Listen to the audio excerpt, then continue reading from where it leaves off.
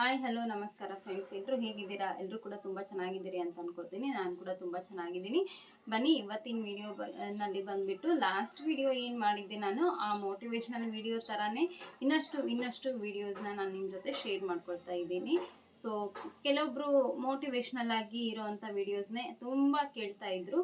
ಹಾಗೆ ಸ್ಟೂಡೆಂಟ್ಸ್ಗೆ ತುಂಬ ಇಂಪಾರ್ಟೆಂಟ್ ಅಂತ ಹೇಳ್ತಾ ಇದ್ರು. ಅದಕ್ಕೋಸ್ಕರ ಈ ಕಾಲೇಜ್ ಸ್ಟೂಡೆಂಟ್ಸ್ ಆಗಿರ್ಬೋದು ಅಥವಾ ನಮ್ಮಂಥ ಹೌಸ್ ವೈಫ್ ಆಗಿರ್ಬೋದು, ಬೇರೆ ಯಾರೇ ಆಗಿರ್ಬೋದು, ನಾವು ಏನಾದರೂ ಒಂದು ಸಾಧನೆ ಮಾಡಬೇಕು ಅನ್ನೋದು ಯಾರ ಹತ್ರನಾದರೂ ಆ ಕಿಚ್ಚು ಇದ್ದೇ ಇರುತ್ತೆ ಅಲ್ವಾ? ಸೊ ಅದಕ್ಕೋಸ್ಕರನೇ ನಾವು ಚಿಕ್ಕಂದ್ಲಿಂದನೂ ಕೂಡ ಕಷ್ಟಪಟ್ಕೊಂಡು ಓದ್ಕೊಂಡು ಹಾಗೆ ಕಷ್ಟಪಟ್ಟು ಬೆಳೀತಾ ಇರ್ತೀವಿ. ಹಾಗೆ ನಮ್ಮ ವಾತಾವರಣ, ನಮ್ಮ ಪರಿಸರ ತುಂಬ ಕಷ್ಟದಲ್ಲಿ ಬಂದಿರ್ತೀವಿ.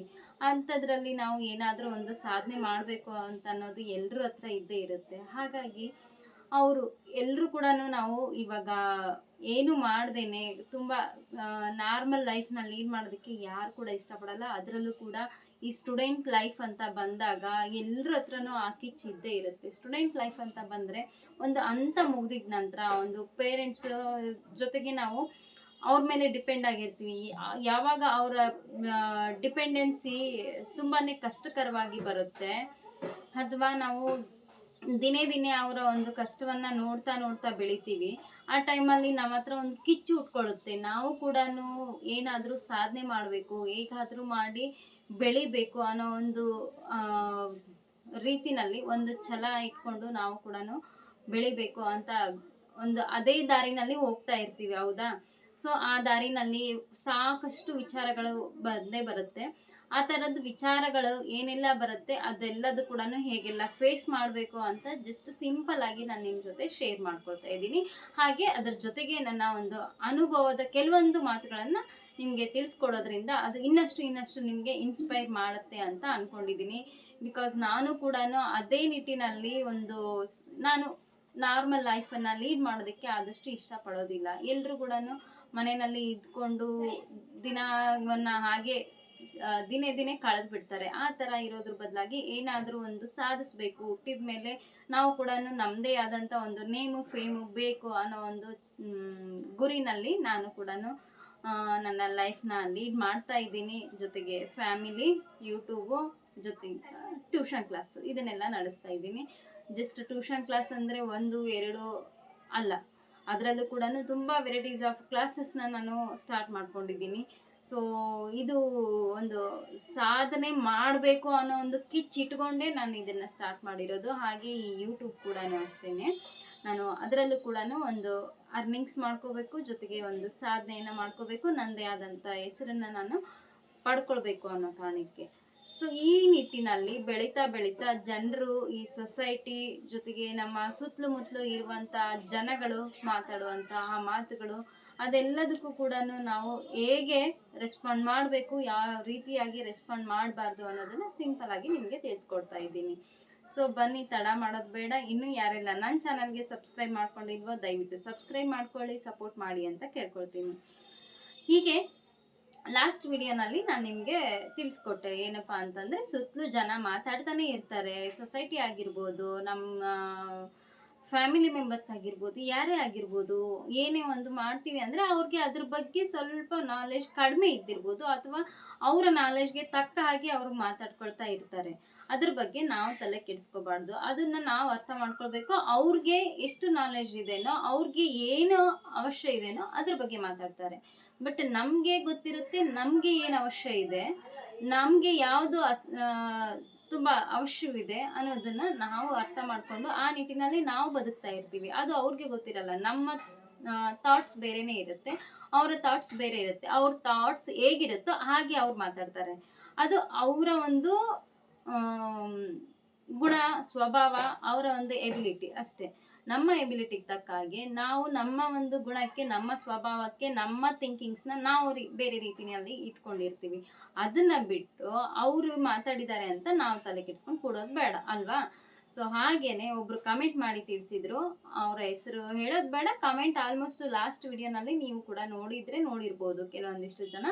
ಅವರು ಕೇಳಿದ್ರು, ನನಗೆ ಚಿಕ್ಕ ಮಗು ಇದೆ, BCom ಆಗಿದೆ, ನಾನು ಕೂಡ ಹೊರಗಡೆ ಹೋಗಿ ಅರ್ನಿಂಗ್ಸ್ ಮಾಡ್ಲಿಕ್ಕೆ ಆಗಲಿಲ್ಲ, ಅದಕ್ಕೋಸ್ಕರ ಮನೆಯಲ್ಲೇ ಟ್ಯೂಷನ್ ಕ್ಲಾಸಸ್ ಸ್ಟಾರ್ಟ್ ಮಾಡ್ಬೇಕಂತ ಮಾಡಿದ್ದೀನಿ. ಫ್ಯಾಮಿಲಿನಲ್ಲಿ ಸಪೋರ್ಟ್ ಇಲ್ಲ ಅಂತಲ್ಲ, ಈ ಟೈಮಲ್ಲಿ ಅವರ ಎಬಿಲಿಟಿ ಅಂದ್ರೆ ಅವ್ರು ಅನ್ಕೊಂಡಿರ್ಬೋದು ಇವರಿಂದ ಮಾಡ್ಲಿಕ್ಕೆ ಆಗಲ್ಲ ಅಂತ ಅವ್ರೇನೋ ಅನ್ಕೊಂಡಿರ್ಬೋದು. ಅದ್ರ ಜೊತೆ ಮಗು ಇದೆ, ಫ್ಯಾಮಿಲಿ ಇದೆ, ಇದನ್ನೆಲ್ಲ ಇಟ್ಕೊಂಡು ಹೇಗ್ ತಾನೇ ಮಾಡೋದಕ್ಕಾಗುತ್ತೆ, ಮ್ಯಾನೇಜ್ ಮಾಡೋದು ಕಷ್ಟ ಆಗ್ಬೋದು, ಬೇಡ ಅಂತ. ಬಟ್ ನಮಗ್ ಗೊತ್ತಿರುತ್ತೆ ನಮ್ಮ ಎಬಿಲಿಟಿ ಏನು ಅಂತ. ನಾನು ಇದನ್ನ ಮಾಡಬಲ್ಲೆ ಅನ್ನೋ ಕಾನ್ಫಿಡೆನ್ಸು, ಆ ಒಂದು ದೃಢ ನಿರ್ಧಾರ, ನಾನು ಕೂಡ ಏನಾದ್ರೂ ಮಾಡ್ಬೇಕು ಅನ್ನೋ ಕಿಚ್ಚು ಎಷ್ಟ್ರ ಮಟ್ಟಿಗೆ ನಮ್ಮಲ್ಲಿದೆ ಅನ್ನೋದು ನಮಗ್ ಮಾತ್ರ ಗೊತ್ತಿರುತ್ತೆ, ಅವ್ರಿಗೆ ಗೊತ್ತಿರಲ್ಲ. ಅದನ್ನ ನಾವು ಎಷ್ಟೇ ಅವ್ರಿಗೆ ಕನ್ವೆ ಮಾಡಿದ್ರು ಕೂಡ ಅದನ್ನ ಅವರು ಅರ್ಥ ಮಾಡ್ಕೊಳ್ಳೋ ರೀತಿನಲ್ಲಿ ಇರೋದಿಲ್ಲ. ಸೊ ಅವರು ತಮ್ಮ ನೇರ ವಿಚಾರ ಏನಿರುತ್ತೆ ಅದರ ಪ್ರಕಾರನೇ ಅವರು ವಿಚಾರ ಮಾಡ್ತಾ ಇರ್ತಾರೆ. ನಮ್ಮ ವಿಚಾರ ಏನಿರುತ್ತೆ ಅದನ್ನ ನಾವು ವಿಚಾರ ಮಾಡ್ತಾ ಇರ್ತೀವಿ. ಸೊ ಆ ಟೈಮಲ್ಲಿ ಸ್ವಲ್ಪ ಅವರು ಅಪೋಸ್ ಮಾಡ್ಬೋದು, ಯಾರೇ ಆಗಿರ್ಬೋದು. ಅದು ಫ್ಯಾಮಿಲಿನಲ್ಲಿ ನಮ್ಮ ವೆಲ್ ವಿಷರೇ ಆಗಿರ್ಲಿ, ವೆಲ್ ವಿಷರ್ ಆಗಿದ್ರು ಕೂಡ ಅವ್ರು ನಮ್ಗೆ ಒಳ್ಳೇದಕ್ಕೋಸ್ಕರನೇ ನಮ್ಗೆ ಹೇಳ್ತಾ ಇರ್ತಾರೆ. ಬಟ್ ಅದು ಅವ್ರಿಗೆ ಗೊತ್ತಿರೋದಿಲ್ಲ ನಮ್ಮಲ್ಲಿರುವಂತ ಆ ಥಾಟ್ಸ್ ಏನಿದೆ, ಅದನ್ನ ನಾವು ಯಾವ ರೀತಿ ಮಾಡ್ಕೊಳ್ತೀವಿ ಅನ್ನೋದು ಅವ್ರಿಗೆ ಗೊತ್ತಿರೋದಿಲ್ಲ. ಅವರು ಇದನ್ ಮಾಡಬಹುದು ಅನ್ನೋದನ್ನ ಅವ್ರು ಯಾವಾಗ ಅರ್ಥ ಮಾಡ್ಕೊಳ್ತಾರೆ ಅವಾಗಿನವರೆಗೂ ಕೂಡ ಅವರು ಬೇಡ ಅಂತಾನೆ ನಮ್ಮ ಬಗ್ಗೆ ಹೇಳ್ತಾ ಇರ್ತಾರೆ. ಅದ್ರ ಬಗ್ಗೆ ತಲೆ ಕೆಡ್ಸ್ಕೋಬಾರ್ದು. ಸೊ ಅವ್ರಿಗೆ ನಾನು ಅಲ್ಲೇನೆ ರಿಪ್ಲೈ ಮಾಡಿದೆ, ನೀವು ಕೂಡ ಮಾಡ್ಬೋದು, ಏನೂ ಆಗೋದಿಲ್ಲ, ನಿಮ್ಮ ಬಗ್ಗೆ ನಿಮ್ಗೆ ಕಾನ್ಫಿಡೆನ್ಸ್ ಇರ್ಲಿ, ಆ ಛಲ ಇರ್ಲಿ, ಮಾಡುವಂತ ವರ್ಕ್ ಅಲ್ಲಿ ನಿಮ್ಮ ಡೆಡಿಕೇಶನ್ ಇರ್ಲಿ ಅಂತಾನೆ ಅವ್ರಿಗೂ ಕೂಡ ತಿಳಿಸ್ಕೊಟ್ಟೆ. ಸೊ ಜಸ್ಟ್ ಒಂದು ಮಾತು ನಾವು ಹೇಳಿದಾಗ ಅವ್ರಿಗೆ ಒಂದು ಆ ಧೈರ್ಯ ಬರುತ್ತೆ. ಆ ಧೈರ್ಯದಿಂದ ಅವರು ಕೂಡ ಏನಾದ್ರೂ ಸಾಧಿಸೋದಕ್ಕೆ ದಾರಿ ಆಗುತ್ತೆ. ಬೇಡ ನೀವು ಈ ಟೈಮಲ್ಲಿ ಮಾಡ್ಕೊಂಡ್ರೆ ನಿಮಗೆ ಕಷ್ಟ ಆಗ್ಬೋದು ಅಂತ ನಾವು ಅವ್ರನ್ನ ಡಿಮೋಟಿವೇಟ್ ಮಾಡಿಬಿಟ್ರೆ ಅವರು ಇನ್ನಷ್ಟು ತಮ್ಮ ಒಂದು ಎಬಿಲಿಟಿಯನ್ನ ಮರೀತಾರೆ, ಇನ್ನಷ್ಟು ಯೋಚನೆ ಮಾಡ್ತಾ ಅವರ ಟೈಮ್ನ ವೇಸ್ಟ್ ಮಾಡ್ತಾರೆ ಅಲ್ವಾ.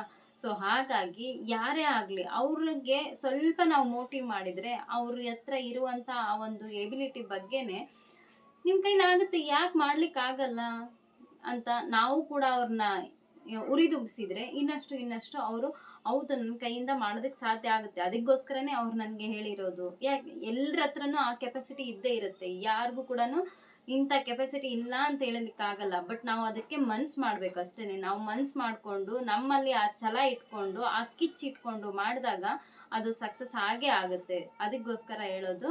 ಸೊ ನನಗೂ ಕೂಡ ಹೇಳಿದ್ರು ಇದೆಲ್ಲ ಮಾಡೋದು ಯಾವಾಗ ಏನು ಅಂತ ಹೇಳ್ತಾ ಇದ್ದಾರೆ ಅಂತಾನೆ ನಾನು ನಿಮ್ಗೆ ಲಾಸ್ಟ್ ವಿಡಿಯೋನಲ್ಲಿ ಹೇಳಿದೆ. ಸೊ ನನ್ನ ಹತ್ರ ಇದೆ ಆ ಎಬಿಲಿಟಿ, ನಿಮ್ಮ ಹತ್ರ ಆ ಎಬಿಲಿಟಿ ಇಲ್ಲ ಅಂತ ನನಗೆ ಮಾಡೋದಕ್ಕೂ ಕೂಡ ಡಿಮೋಟಿವೇಟ್ ಯಾಕೆ ಮಾಡ್ತೀರಿ?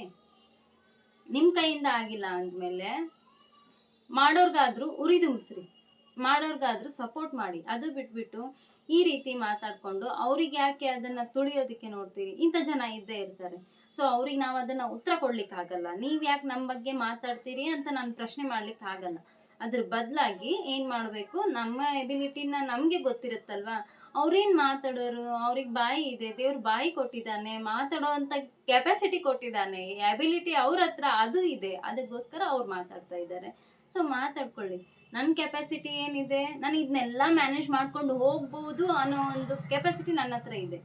ಸೊ ಅದರಿಂದಾನೇ ನಾನು ಮಾಡೋದಕ್ಕೆ ಕೈ ಹಾಕಿದ್ದೀನಿ. ಅದೆಲ್ಲ ಇಲ್ದೇನೆ ನಾವು ಕೈ ಹಾಕ್ತೀವ? ಅದೆಲ್ಲ ಇಲ್ದೇನೆ ನಾವು ಸುಮ್ಮನೆ ಇದನ್ನೆಲ್ಲ ಮಾಡ್ತೀವ? ಸೊ ಯಾವಾಗ ಏನ್ ಮಾಡ್ಬೇಕು ಅಂತ ಪ್ಲಾನಿಂಗ್ಸ್ ನಮ್ಗೆ ಇರುತ್ತೆ, ಯಾವಾಗ ಯಾವ್ದು ಮಾಡಿದ್ರೆ ಒಳ್ಳೆಯದು, ಯಾವ್ದು ಕೆಟ್ಟದ್ದು ಅನ್ನೋದು ಕೂಡ ನಮ್ಗೆ ಅರಿವಿರುತ್ತೆ. ಅಷ್ಟು ಅರಿವಿಲ್ದೆ ನಾವು ಇದನ್ನೆಲ್ಲ ಮಾಡೋದಿಲ್ಲ, ಹೌದಾ? ಸೊ ಇದೆಲ್ಲ ಕೂಡ ನಾವು ತಲೆನಲ್ಲಿ ಇಟ್ಕೊಂಡೇ ಮಾಡ್ತಾ ಇರ್ತೀವಿ. ಹಾಗೆ ಸುಮ್ಮನೆ ಯಾವ್ದನ್ನು ಕೂಡ ನಾವು ಮಾಡೋದಿಕ್ಕೆ ಆಗೋದಿಲ್ಲ. ಯಾವ್ದು ಕೂಡ ಇಲ್ಲಿ ಮಕ್ಕಳ ಆಟ ಅಲ್ಲ. ನಾವು ಏನೇ ಮಾಡ್ತೀವಿ ಅಂದ್ರೆ ಕೂಡ ಅದು ಮಕ್ಕಳ ಆಟ ಅಲ್ಲ. ಅದನ್ನ ನಾವು ತಿಳ್ಕೊಂಡಿದ್ಮೇಲೆ ನಾವು ಇದನ್ನೆಲ್ಲ ಮಾಡೋದಿಕ್ಕೆ ಎಷ್ಟು ಎಫರ್ಟ್ ಹಾಕ್ಬೇಕು, ಎಷ್ಟು ನಾವು ನಮ್ಮ ಒಂದು ಡೆಡಿಕೇಶನ್ನ ಅಲ್ಲಿ ತೋರಿಸ್ಬೇಕು ಅನ್ನೋದು ನಮಗೆ ಗೊತ್ತು ಅಲ್ವಾ. ಸೊ ಅದೇ ರೀತಿನಲ್ಲಿ ನಾವು ಇವಾಗ ಇಷ್ಟು ಜನ ಎಲ್ಲ ನಮ್ಗೆ ಈ ತರ ಡಿಮೋಟಿವೇಟ್ ಮಾಡ್ತಾರೆ ಅಂತ ಅದು ಕೂಡ ಗೊತ್ತಿದ್ರು ಕೂಡ ನಾವು ಅದ್ರ ಬಗ್ಗೆ ಯಾವತ್ತೂ ಕೂಡ ವರಿ ಮಾಡ್ಕೋಬಾರ್ದು. ಅದ್ರ ಬದಲಾಗಿ ನಮ್ಮ ಕೆಪಾಸಿಟಿ ಏನಿದೆ, ನಾನು ಏನ್ ಮಾಡಬಲ್ಲೆ, ಐ ಕ್ಯಾನ್ ಡೂ ಎವ್ರಿಥಿಂಗ್, ಎಲ್ಲದೂ ನಾನು ಮಾಡಬಲ್ಲೆ. ಸೊ ಅದಕ್ಕೆ ತಕ್ಕ ಹಾಗೆ ನಾವು ನಮ್ಮ ಟೈಮ್ ಮ್ಯಾನೇಜ್ಮೆಂಟ್ನ ಮಾಡ್ಕೊಳ್ಬೇಕು. ಅದಕ್ಕೆ ತಕ್ಕ ಹಾಗೆ ಹಾರ್ಡ್ ವರ್ಕ್ ಮಾಡಬೇಕು. ಅದಕ್ಕೆ ತಕ್ಕ ಹಾಗೆ ಸ್ಮಾರ್ಟ್ ಆಗಿ ಯೋಚನೆ ಮಾಡ್ಕೊಳ್ಬೇಕು. ಜಸ್ಟ್ ಹಾರ್ಡ್ ವರ್ಕ್ ಒಂಥರ ಕತ್ತೆ ಹಾಕಿ ದುಡಿಯೋದು ಅಂತ ಹೇಳ್ತಾರಲ್ವಾ, ಆ ತರ ನಾವು ದುಡಿಬಾರ್ದು. ಅದ್ರ ಬದಲಾಗಿ ಸ್ವಲ್ಪ ಸ್ಮಾರ್ಟ್ ಆಗಿ ಯೋಚನೆ ಮಾಡ್ಕೊಳ್ಳೋದನ್ನ ಕಲಿಬೇಕು. ಜೊತೆಗೆ ಅದ್ರ ಬಗ್ಗೆ ನಮ್ಗೆ ಪ್ರೀತಿ ಇರ್ಬೇಕು, ತುಂಬಾ ಪ್ರೀತಿ ಇರ್ಬೇಕು. ನಾವು ಏನೇ ಕೆಲಸ ಮಾಡ್ತೀವಿ ಅಂದ್ರೆ ಅದ್ರ ಬಗ್ಗೆ ತುಂಬಾ ಪ್ರೀತಿ ಇರ್ಬೇಕು ನಮ್ಗೆ. ಅದ್ರಿಂದ ಮಾತ್ರ ನಮ್ಗೆ ಖುಷಿ ಕೊಡುತ್ತೆ. ಕಷ್ಟಪಟ್ಟು ನಾವು ಮಾಡೋದಲ್ದೇನೆ ಅದ್ರ ಜೊತೆಗೇನೆ ಇಷ್ಟಪಟ್ಟು ಮಾಡ್ತೀವಲ್ಲ, ಅದರಲ್ಲಿ ಖುಷಿ ಸಿಗುತ್ತೆ, ಆ ಸಂತೃಪ್ತಿ ಸಿಗುತ್ತೆ, ಅದನ್ನ ಮಾಡ್ಕೊಳ್ಬೇಕು. ಜೊತೆಗೆ ಡೆಡಿಕೇಶನ್ ತುಂಬಾ ಇಂಪಾರ್ಟೆಂಟ್ ಆಗಿರುತ್ತೆ. ಡೆಡಿಕೇಶನ್ ಎಷ್ಟು ಡೆಡಿಕೇಶನ್ ಅಂತಂದ್ರೆ, ಈ ಒಂದು ನಾನು ವಿಚಾರ ನಾವು ಮಾಡ್ತಾ ಇದ್ದೀವಿ ಅಂದ್ರೆ ಆ ಒಂದು ಕೆಲಸದಲ್ಲಿ ನಮ್ಮ ಡೆಡಿಕೇಶನ್ ಎಷ್ಟೇ ಸಂತೋಷ ಖುಷಿ ಬೇರೆದಲ್ಲಿ ಇದೆ ಅಂತ ಅಂದ್ರೂ ಕೂಡ ಅದೆಲ್ಲದನ್ನು ತ್ಯಾಗ ಮಾಡುವಂತ ಒಂದು ಮನೋಭಾವ ಕೂಡ ನಮ್ಮಲ್ಲಿ ಇರಬೇಕು. ಈ ಒಂದು ಕ್ವಾಲಿಟೀಸ್ನ ನಾವು ಇಟ್ಕೋಬೇಕು. ಸ್ವಲ್ಪ ಯೋಚನೆ ಮಾಡ್ಕೊಳ್ಳಿ, ಯಾವಾಗ ಎಲ್ಲಿವರೆಗೂ ಇಟ್ಕೊಳ್ಬೇಕು, ಒಂದು ಒಳ್ಳೆ ಸಕ್ಸಸ್ನ ನಾವು ಕಾಣ್ತೀವಿ ಅನ್ನೋವರೆಗೂ ಕೂಡ ಇದೆಲ್ಲದು ಕೂಡ ನಾವು ಮನಸ್ಸಲ್ಲಿ ಇಟ್ಕೊಂಡು ಯೋಚನೆ ಮಾಡ್ಕೊಂಡು ನಾವು ಅದ್ರ ಬಗ್ಗೆ ನಡೀತಾ ಇರಬೇಕು. ಇದೆಲ್ಲ ಕೂಡ ಸಾಧ್ಯನಾ? ಸಾಧ್ಯ, ಯಾವಾಗ ನಾವು ಮನ್ಸು ಮಾಡಿದಾಗ. ಸೊ ಏನು ಇದೆಲ್ಲ ಹೇಳ್ತಾರೆ ಎಲ್ಲ ಈಸಿ ಅಂತ ಅನ್ಕೊಂಡು ನಾನು ಮಾಡುವಲ್ಲೇ ಮಾಡ್ತೀನಿ ಅಂತ ಸುಮ್ಮನೆ ಕೈ ಹಾಕಿದ್ರೆ ಸಾಧ್ಯನೇ ಇಲ್ಲ, ಏನ್ ಮಾಡ್ಲಿಕ್ಕೂ ಸಾಧ್ಯ ಇಲ್ಲ. ದಯವಿಟ್ಟು ಆ ರೀತಿ ಕೈ ಹಾಕೋದ್ರ ಬದಲಾಗಿ ನೀವು ಯಾವಾಗ್ಲೂ ಕೂಡ ಈ ಒಂದು 5 ಪಾಯಿಂಟ್ಸ್ ನಾನು ಹೇಳಿದ್ನಲ್ವಾ, ರಿಪೀಟ್ ಮಾಡಿ ಕೇಳ್ಕೊಳ್ಳಿ ಸರಿಯಾಗಿ ನಾನು ಏನ್ ಹೇಳ್ದೆ ಅಂತ. ಸೊ ಅವೆಲ್ಲವನ್ನು ಕೂಡ ಆದಷ್ಟು ನೀವೇನ್ ಮಾಡ್ಬೇಕು, ಸರಿಯಾದ ರೀತಿಯಲ್ಲಿ ಯೋಚನೆ ಮಾಡ್ಕೊಂಡು ಮುಂದೆ ಸಾಗ್ಬೇಕು. ಸೊ ಅದ್ರ ಜೊತೆಗೆ ಡೆಡಿಕೇಶನ್ ಅಂತ ಹೇಳಿದೆ, ತುಂಬಾ ವಿಷಯಗಳು ನಮ್ ಕಣ್ಮುಂದೆ ಇರುತ್ತೆ. ಸೊ ನನ್ ಗೋಲ್ ಕೂಡ ನನ್ ಕಣ್ಮುಂದೆನೆ ಇರುತ್ತೆ. ಅದ್ರ ಜೊತೆಗೆ ಈ ಕಡೆ ಎಲ್ಲದೂ ಬರ್ತಾ ಇರುತ್ತೆ. ಅದನ್ನು ಕೂಡ ಟೈಮ್ ಮ್ಯಾನೇಜ್ಮೆಂಟ್ ಅಲ್ಲಿ ನಾವು ಯೂಸ್ ಮಾಡ್ಕೊಳ್ಬೇಕು ಅದನ್ನ.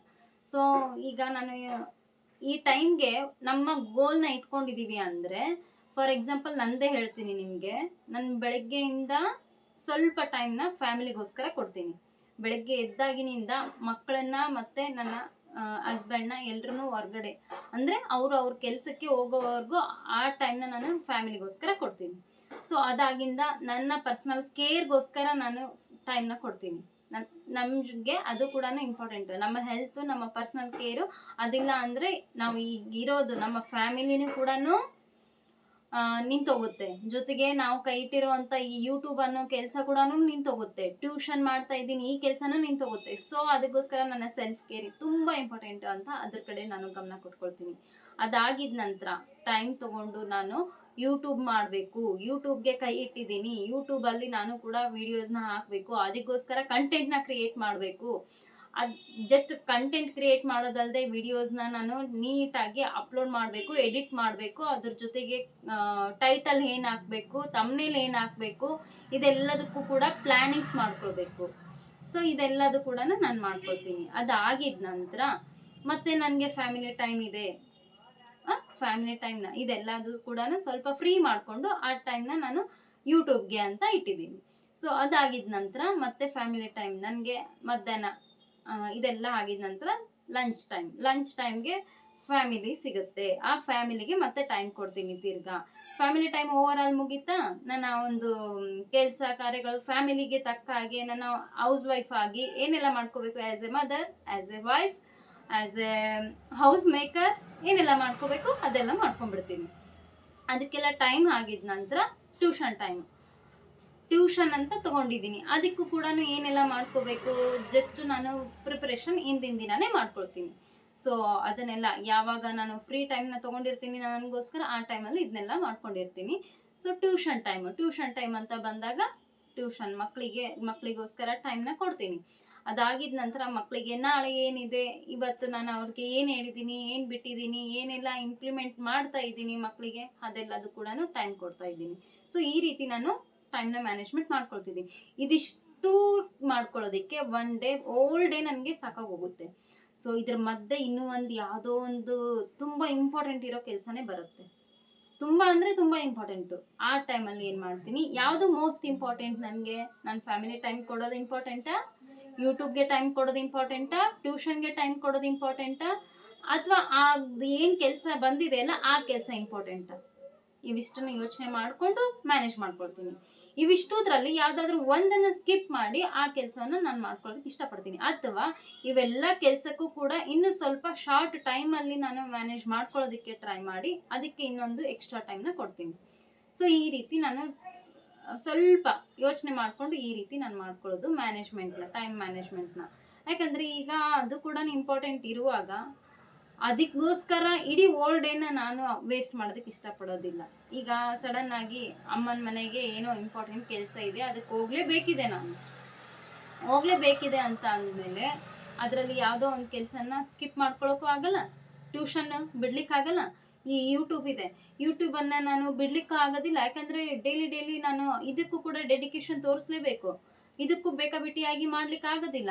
ಆದರೂ ಕೂಡ ಇವೆಲ್ಲದರಲ್ಲಿ ಇಂಪಾರ್ಟೆಂಟ್ ಯಾವುದು? ಟ್ಯೂಷನ್ ಬಿಟ್ಟರೆ ಮಕ್ಕಳ ಭವಿಷ್ಯ ಇದೆ, ಸೊ ಮಕ್ಕಳ ಭವಿಷ್ಯ ಹಾಳಾಗುತ್ತೆ.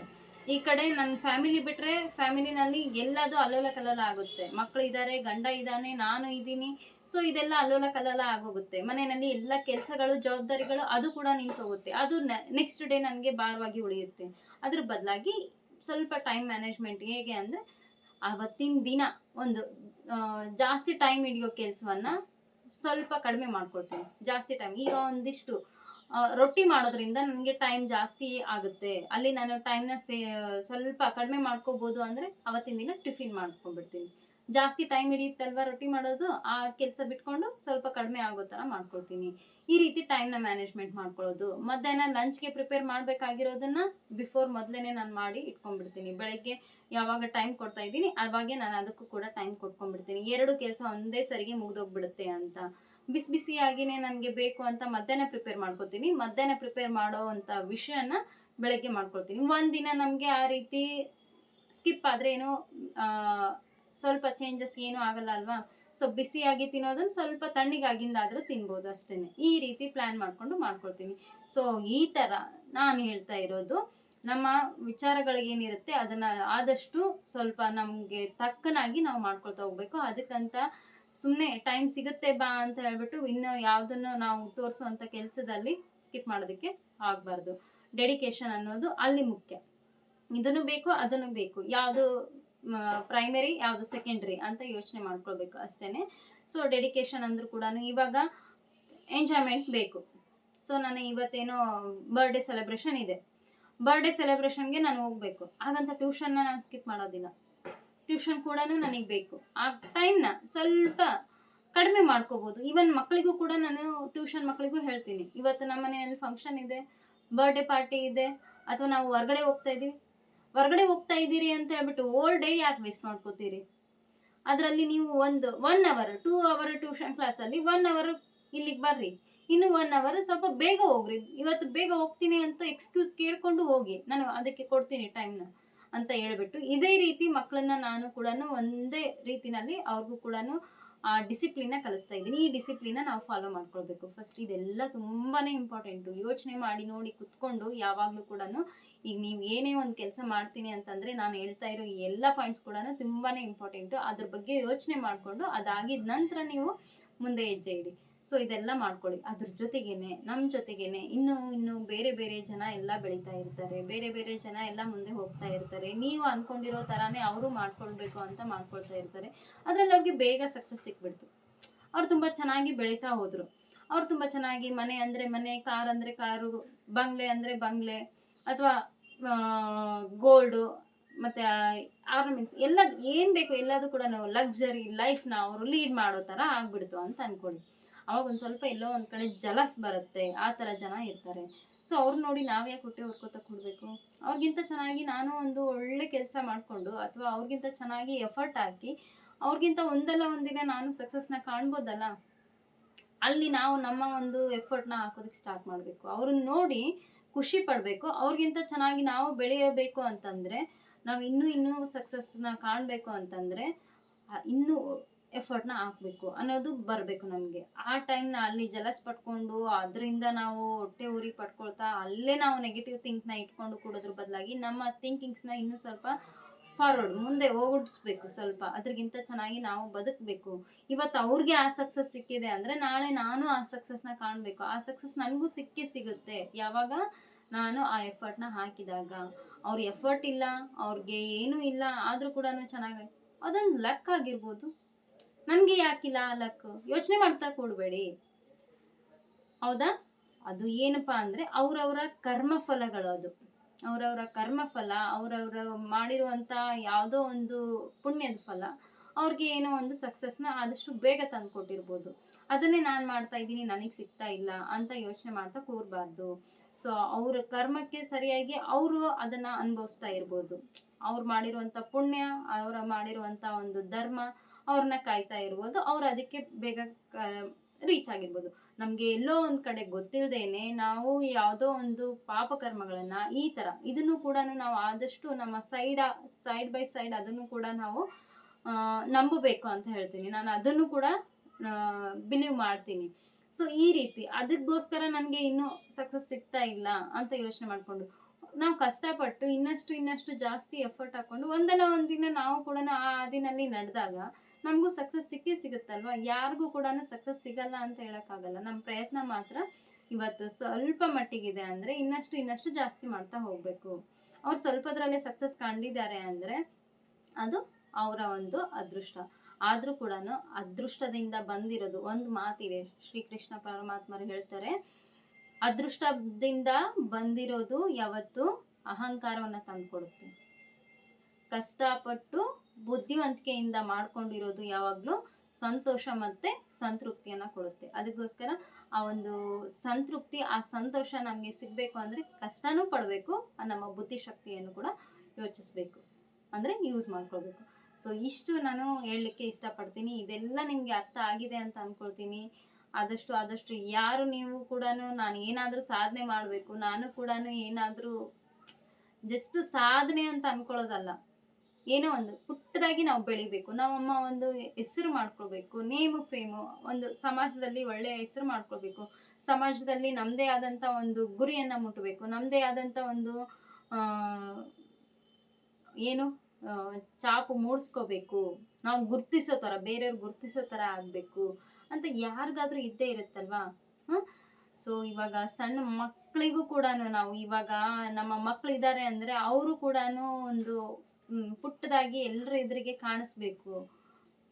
ಅವ್ರಿಗೂ ಕೂಡ ನಾವು ಒಳ್ಳೆ ರೀತಿನಲ್ಲಿ ಬೆಳೆಸಿದ್ರೆ ಆ ಮಗು ಕೂಡ ಏನಾಗುತ್ತೆ, ಜನರು ಗುರ್ತಿಸೋ ತರನಲ್ಲಿ ಬೆಳಿತಾನೆ ಅನ್ನೋ ಒಂದು ಆಸೆ ಕೂಡ ಇದ್ದೇ ಇರುತ್ತಲ್ವಾ ಮನುಷ್ಯನ್ಗೆ. ಆಸೆ ಇರೋದು ತಪ್ಪಲ್ಲ. ಆಸೆ ಇದೆ ಅಂದ್ಮೇಲೆ ಆಸೆಗೆ ತಕ್ಕ ಹಾಗೆ ನಾವು ಕೂಡ ನಮ್ಮ ಕೆಲಸವನ್ನ ನಡೆಸ್ಬೇಕು. ಇಷ್ಟು ನಾನು ನಿಮ್ಗೆ ಹೇಳಕ್ ಇಷ್ಟಪಡ್ತೀನಿ. ಆಸೆ ಪಡೋದು ತಪ್ಪಲ್ಲ, ಹಾಗೆ ಅದಕ್ಕೆ ತಕ್ಕನಾಗಿ ನಾವು ಬದುಕೋದು ಕೂಡ ತಪ್ಪಲ್ಲ.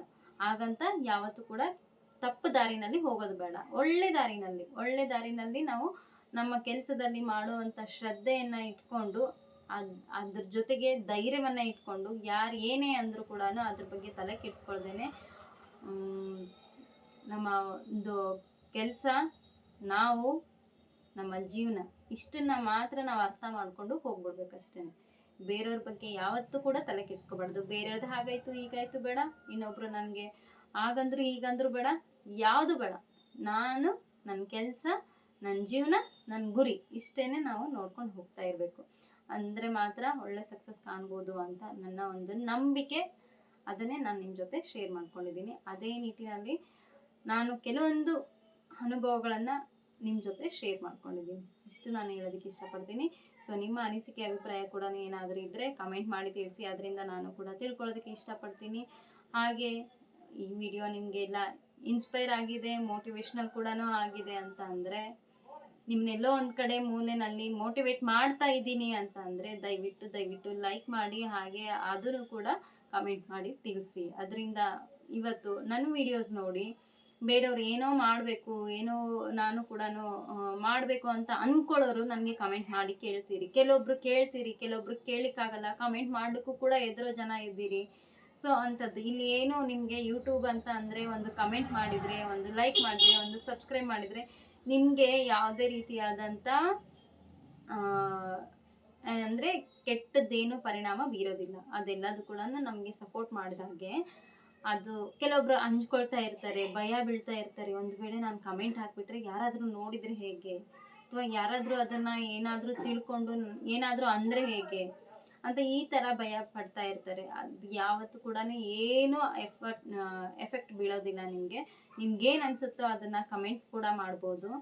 ನಿಮಗೆ ಇಷ್ಟ ಆದರೆ ಲೈಕ್ ಕೂಡ ಮಾಡ್ಬೋದು. ಹಾಗೆ ನನ್ನ ವಿಡಿಯೋಸ್ ಇನ್ನೂ ನಿಮಗೆ ಬೇಕು ಅಂತ ಅಂದರೆ ಸಬ್ಸ್ಕ್ರೈಬ್ ಮಾಡಿಕೊಂಡು ಅಲ್ಲಿ ಆಲ್ ಅನ್ನೋ ಬಟನ್ ಏನು ಬರುತ್ತಲ್ವ ಅದನ್ನು ಕ್ಲಿಕ್ ಮಾಡಿದ್ರು ಕೂಡ ನನ್ನ ವಿಡಿಯೋಸ್ ಯಾವಾಗಲೂ ನಾನು ವಿಡಿಯೋಸ್ ಹಾಕಿದ ಕೂಡಲೇ ನಿಮ್ಮ ಒಂದು ಸ್ಕ್ರೀನ್ ಮೇಲೆ ಮೊದಲಾಗಿ ಬರುತ್ತೆ. ನಿಮ್ಮ ಯೂಟ್ಯೂಬ್ ಒಂದು ಇದರಲ್ಲಿ ಫಸ್ಟ್ ನನ್ನ ವೀಡಿಯೋಸ್ ಬಂದು ನಿಮಗೆ ನೋಟಿಫಿಕೇಶನ್ ಆಗಿ ಕೂರುತ್ತೆ. ಸೊ ಅದರಿಂದ ನನ್ನ ವೀಡಿಯೋಸ್ನ ನೀವು ನೋಡ್ಕೋಬೋದು. ಸೊ ಯಾರಾದರೂ ಈ ರೀತಿ ಅಂದ್ಕೊಳ್ಳೋರಿದ್ರೆ ದಯವಿಟ್ಟು ಅದನ್ನು ಕೂಡ ಹೆದರಬೇಡಿ. ಯಾವುದೇ ಆಗಿರ್ಬೋದು, ಹೆದರ್ದೇನೆ ಮುನ್ನುಗ್ಗಿ. ಅದ್ರ ಜೊತೆಗೇನೆ ನನ್ನ ವೀಡಿಯೋಸ್ ನೋಡ್ತಾ ನಾನು ಟ್ಯೂಷನ್ ಸ್ಟಾರ್ಟ್ ಮಾಡಬೇಕು ಅಂತ ಅಂದ್ಕೊಂಡಿದ್ದೀನಿ, ಅಥವಾ ಇನ್ನೂ ಏನಾದರೂ ಕೆಲಸ ಮಾಡಬೇಕು ಅಂತ ಅಂದ್ಕೊಂಡಿದ್ದೀನಿ. ಕೆಲವೊಬ್ಬರಿಗೆ ಯಾವುದ್ರಲ್ಲಿ ಇಂಟ್ರೆಸ್ಟ್ ಇರುತ್ತೆ ಅದರಲ್ಲಿ ನೀವು ಏನು ಮಾಡಬೇಕು ಅಂತ ಅಂದ್ಕೊಳ್ತಾ ಇರ್ತೀರಿ. ಅದನ್ನು ಆದಷ್ಟು ಯೋಚನೆ ಮಾಡಿಕೊಂಡು ಅದಕ್ಕೆ ತಕ್ಕನಾಗಿ ಒಂದಿಷ್ಟು ಒಳ್ಳೆ ವಿಚಾರಗಳನ್ನು ಏನೆಲ್ಲ ನಾವು ಮಾಡಬೇಕು ಅನ್ನೋದನ್ನ ಇನ್ನಷ್ಟು ತಿಳ್ಕೊಂಡು ಮಾಡಿ. ಅದರಿಂದ ನೀವು ಒಂದಲ್ಲ ಒಂದಿನ ಸಕ್ಸಸ್ನ ಕಂಡೇ ಕಾಣ್ತೀರಿ. ಸೊ ಅದಕ್ಕೋಸ್ಕರ ನನ್ನ ವಿಡಿಯೋಸ್ ನಿಮಗೆ ಹೆಲ್ಪ್ಫುಲ್ ಆಗಲಿ ಅಂತ ನನಗೆ ಗೊತ್ತಿರೋದನ್ನು ಶೇರ್ ಮಾಡ್ಕೊಳ್ತಾ ಇದ್ದೀನಿ. ಯಾರಾದರೂ ತಪ್ಪಿದ್ರೆ ದಯವಿಟ್ಟು ಕ್ಷಮಿಸಿ ಅಂತಲೂ ಕೂಡ ಕೇಳ್ಕೊಳ್ತೀನಿ. ಸೊ ಮತ್ತೆ ನೆಕ್ಸ್ಟ್ ವಿಡಿಯೋನಲ್ಲಿ ಸಿಗೋಣ. ನಿಮಗೆ ಯಾವ ರೀತಿಯಾದಂಥ ವಿಡಿಯೋಸ್ ಬೇಕು ಅಂತ ಕಮೆಂಟ್ ಮಾಡಿ ತಿಳಿಸಿ. ಸಾಧ್ಯವಾದಷ್ಟು ನಾನು ಅದ್ರ ಬಗ್ಗೆ ಕೂಡ ನಿಮಗೆ ಒಂದು ಮೋಟಿವೇಶ್ನಲ್ ವಿಡಿಯೋನ ನಿಮ್ಮ ಜೊತೆ ಶೇರ್ ಮಾಡ್ಕೊಳ್ತೀನಿ. ಮತ್ತೆ ಸಿಗೋಣ. Thanks for watching. Bye bye.